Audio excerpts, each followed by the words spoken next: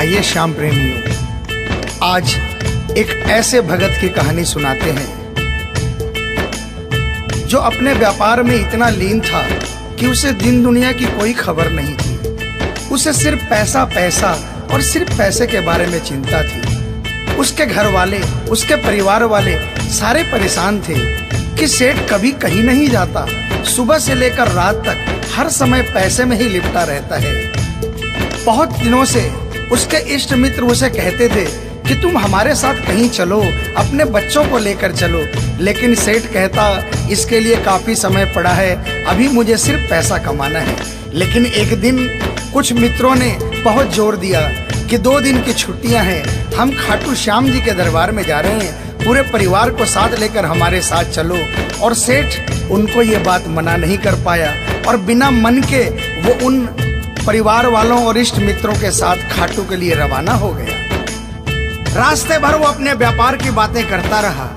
उसे खाटू जाने की जरा भी इच्छा नहीं थी। लेकिन जब खाटू पहुंचा और बाबा श्याम के मंदिर में पहुंचा और जब बाबा से नजरें मिली, उसके होश उड़ गए। सेठ के परिवार वाले सारे दर्शन करके बाहर आ गए। वो सिर्फ 1 मिनट के लिए मंदिर में आया, लेकिन घंटों तक बाबा के दरबार में खड़ा रह गया। उसको होश नहीं रहा और वो बाबा की तरफ देखकर आंखें बंद करके आंसुओं की धार बहती रही और वो बाबा से मन ही मन बातें करता रहा। जब परिवार वालों ने उसे कहा कि अब चलना है, तो सेठ ने बाबा से कहा, प्रभु मुझे अब हर महीने 11 को अपने दरबार में बुलाओ। और ये कह करके वो बाबा के दरबार से वापस अपने घर को आ गया। 15 दिन बाद 11 आई। सेठ बहुत से लोगों को लेकर अपने साथ बाबा के दरबार में गया। ऐसे हर 11 को वो खाटू जाने लगे। लेकिन एक दिन जैसे ही वो सुबह 11 को घर से निकलने लगा, मुनीम ने कहा, सेठ जी कहाँ जा रहे हो? सेठ ने कहा, अरे मुनीम तुझे पता नहीं, आज 11 है, मुझे खाटू धाम जाना है। मुनीम ने कहा, सेठ जी आपको पता नहीं, आज बाहर के कुछ व्यापारी आने वाले हैं, लाखों का सौदा होने वाला है और वो व्यापारी आज रात को वापस इंडिया के बाहर चले जाएंगे। आपके पास तो मौका है, आप 11 की जगह मावस को खाटू चले जाना। सेठ के मन में ये आया कि हाँ, इसमें क्या फर्क पड़ता है, आज यहाँ व्यापार कर लेता हूँ, सौदा कर लेता हूँ, मैं खाटू मावस को चला जाऊँगा। और सेठ उस दिन खाटू नहीं जा पाया। 11 निकल गई, मावस आई, मावस को फिर कोई व्यापारी आ गया। उसके बाद फिर पूर्णिमा आई, फिर कोई व्यापारी आ गया और इसी तरह सेठ व्यापार में फिर उलझ गया। एक दिन रात को सेठ सोया तो उसके नींदों में उसे ऐसा आभास हुआ कि उसे कोई आवाज आ रही है और उसने बड़े ध्यान से सुना। उसे लगा खाटू वाले श्याम बाबा उसे कह रहे हैं, वाह रे सेठ, मैंने तो सोचा था कि मेरे दरबार में कोई बहुत बड़ा भूला भटका भगत आया है, लेकिन मुझे क्या पता था कि कोई भगत नहीं, एक सौदागर आया है और मुझसे सौदा करके चला गया। आज तू अपने घर में, अपने व्यापार में खूब खुश है, तू वहीं पर खुश रहे। और ऐसा कहकर वो आवाज बंद हो गई। सेठ की आंखें खुली, उसके मन में ग्लानि हो गई। उसने सोचा कि मैं आज ही खाटू धाम जाऊंगा और वो जैसे ही खाटू के लिए निकला, रास्ते में एक्सीडेंट हो गया। सेठ की दोनों टांगे रह गई। अब सेठ अपने पैरों पर खड़ा नहीं हो पाया और उसके मन की मन में ही रह गई। सेठ बहुत तड़पता रहा। एक दिन सेठ अपने घर के दरवाजे पर बैठा, आंसू बहा रहा कि मेरा बुलावा क्यों नहीं आ रहा, मैंने इतनी बड़ी गलती करी, मुझे बाबा के दरबार से इतनी दूरी क्यों हो गई। इतने में उसके घर के सामने से एक डाकिया निकला। सेठ ने डाकिया को आवाज लगाई और कहा, ए डाकिया, तुम तो कलकत्ता, दिल्ली, बम्बई भक्तों का संदेशा लेकर जाते हो, लोगों के चिट्ठियां पहुंचाते हो। आज मेरी एक चिट्ठी, मेरा एक संदेशा मेरे खाटू वाले श्याम बाबा के दरबार में क्या पहुंचा दोगे? डाकिया ने कहा, सेठ मैं तो आजकल खाली रहता हूँ, जब से इंटरनेट का जमाना आया है लोग ईमेल पर ही चैटिंग कर लेते हैं, बताओ तुम्हारा क्या संदेशा है और कहाँ पहुँचाना है। और ऐसे डाकिया ने सेठ से कहा और सेठ ने डाकिया से कहा।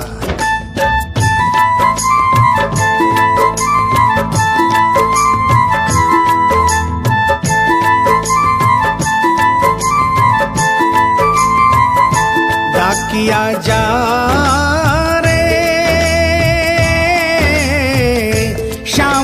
संदेशो दीजे, शाम ने जाए तो कह दीजे, भगत थार दर्शन न तरसे। डाकिया जा रे।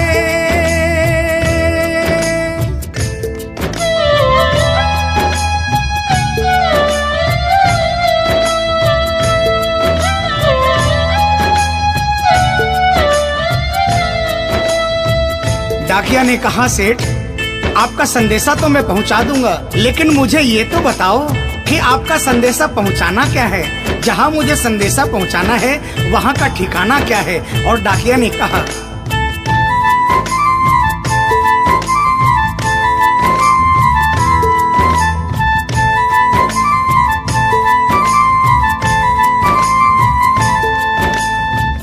कौन से गांव थारो शाम बस्यो है, इतनो माने बता दे। सेवक रे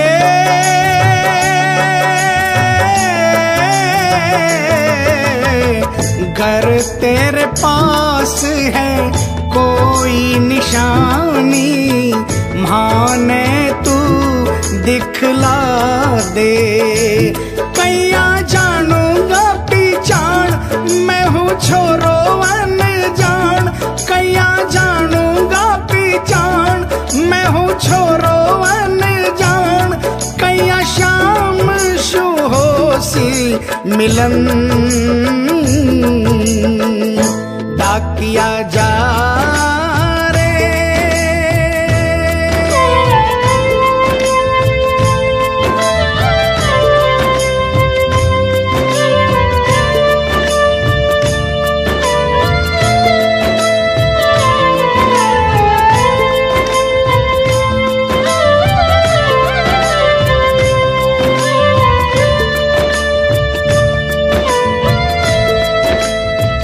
सेठ ने कहा, डाकिया मैं तुझे जिस जगह का ठिकाना बता रहा हूँ वहाँ ऐसा दरबार है जहाँ जो एक बार जाता है वो वहीं का हो जाता है। उस दरबार की खासियत है जो वहाँ पर पहली बार जाता है उसके काम बन जाते हैं। सुन वहाँ का ठिकाना क्या है।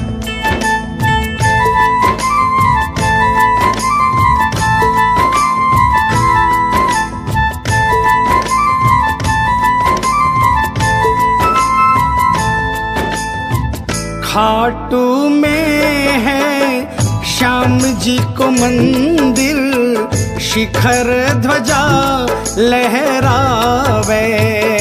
डाकिया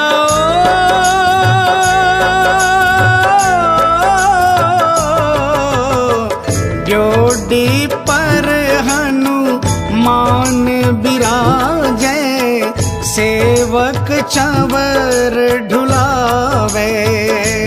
बाके नौबत बाजे द्वार, गूंजे हरदम जय जयकार। बाके नौबत बाजे द्वार, गूंजे हरदम जय जयकार। सज धज बैठो है श्याम सजन, डाकिया जा रे।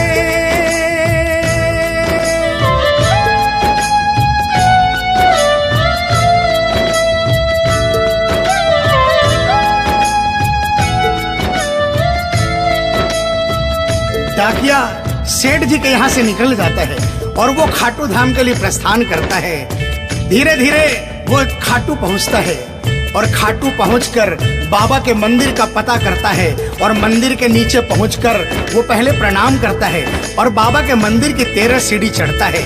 और वो बाबा के सामने पहुंचकर बाबा की तरफ नहीं देखता, पहले अपने झोले में से वो सेठ की चिट्ठी निकालता है और चिट्ठी निकाल के पढ़ने लगता है।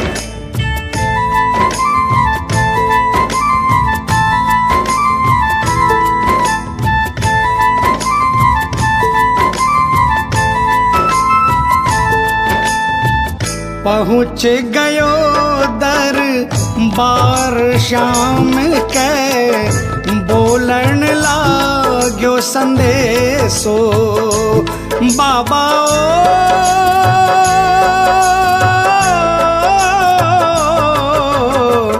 बन बैठो कद श्याम दीवानो, कुछ ना रयो अंदेशो। आखड़ ल्यासू बरसी धार, जैया सावन की फुहार।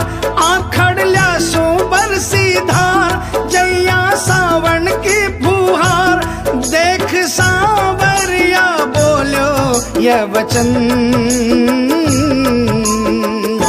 डाकिया जा रे।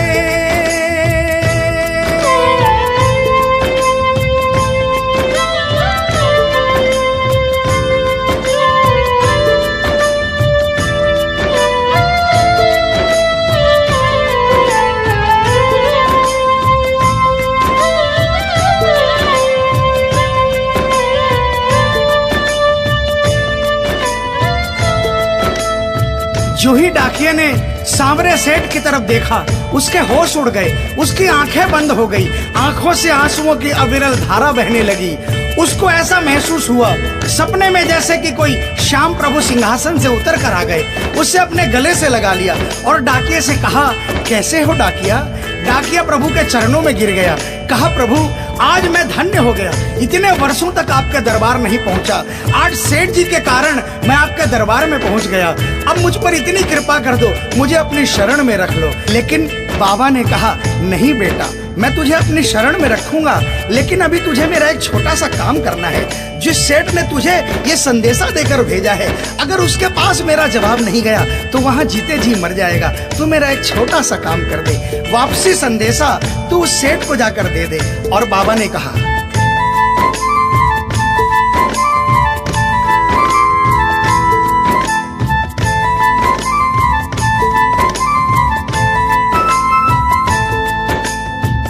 कह दीजिए तू जाए सेवक ने तेरो बुलावो आसी। सेवक रे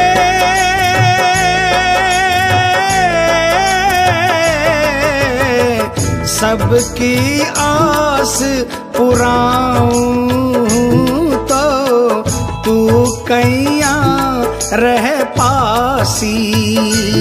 तेरी सारी जानू बात पूरी करशू मन की आस। तेरी सारी जानू बात पूरी करशू मन की आस। पर बढ़ा मेरे कानी कदम डाकिया जा रे। संदेशो सेवक ने दीजे, सेवकिया राह तेरी निरखे। संदेशो सेवक ने दीजे, सेवकिया राह तेरी निरखे। सेवक संदेश ने तरसे डाकिया जा रे।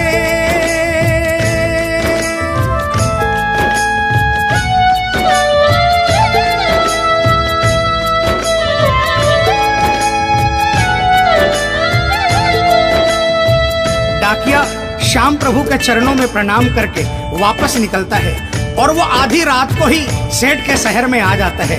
अब डाकिया को इतनी जल्दी थी कि उसने आधी रात नहीं देखी और उसने जाकर सेठ के दरवाजे की घंटी बजा दी। उस दिन सेठ के घर में कोई नहीं था, सेठ अकेला अपने बिस्तर पर पड़ा था। जैसे ही घंटी की आवाज आई उसको लगा कि बाबा का संदेशा आ गया, लेकिन सेठ मजबूर था। वो उठना चाहा लेकिन उठ नहीं पा रहा था। लेकिन अचानक उसने जोरदार जयकार लगाई, हारे के सहारे की। और जैसे ही आवाज आई सेठ के घर में करिश्मा हो गया। सेठ अपने पांव पर खड़ा हो गया, दौड़ कर गया और उसने जाकर दरवाजा खोला। सामने देखा डाकिया खड़ा है। सेठ डाकिया के चरणों में गिर गया और कहने लगा, डाकिया जल्दी बताओ मेरे बाबा ने क्या संदेशा भिजवाया है। और डाकिया ने चिट्ठी निकाली और बाबा के भगत की चिट्ठी का संदेशा निकालकर सेठ के हाथों में थमा दिया। सेठ ने जैसे ही चिट्ठी देखी वो झूम झूम कर नाच नाच कर गाने लगा, आ आ आ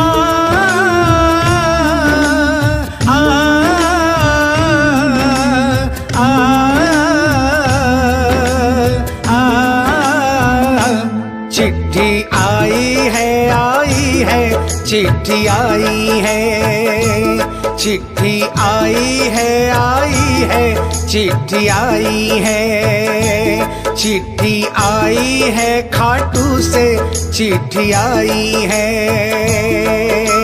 बड़े दिनों के बाद मेरे श्याम धनी को आज, अरे बड़े दिनों के बाद मेरे श्याम धनी को आज भगत की याद सताई है।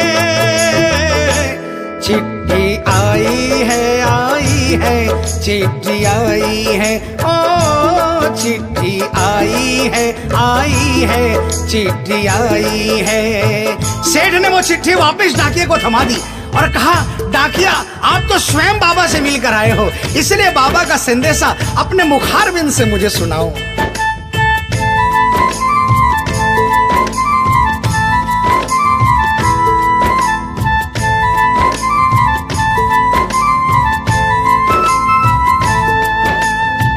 सुन संदेशो सांवरिये को मनड़ो घणो हरसायो। बाबा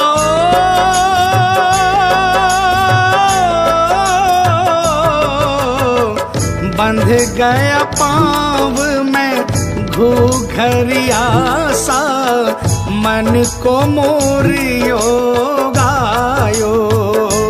म्हारो श्याम बड़ो दिलदार, हो जाओ लेवन ने तैयार। म्हारो श्याम बड़ो दिलदार, हो जाओ लेवन ने तैयार। महिमा गावे है कमल किशन, क्या किया जाए। आप सभी श्याम प्रेमियों से जो कभी खाटू नहीं गए, जिन्होंने बाबा का नाम सुना है और जिन्होंने नहीं सुना, उन सबसे निवेदन, जो कभी खाटू नहीं गए वो एक बार हमारे बाबा श्याम के दरबार में पहुंचिए। ये वो दरबार है जहां हारे हुए को जीत मिलती है, जहां लोग हार कर आते हैं लेकिन हार कर वापस नहीं जाते, जहां हर हारे का सहारा होता है। चाहे कैसा भी कोई क्यों ना आता हो, बाबा श्याम हर आने वाले को गले लगाता है, उसको काम पूर्ण करता है और उसे खुशहाल करके अपने घर को भेजता है। बोल खाटू नरेश की, बोल हारे के सहारे की।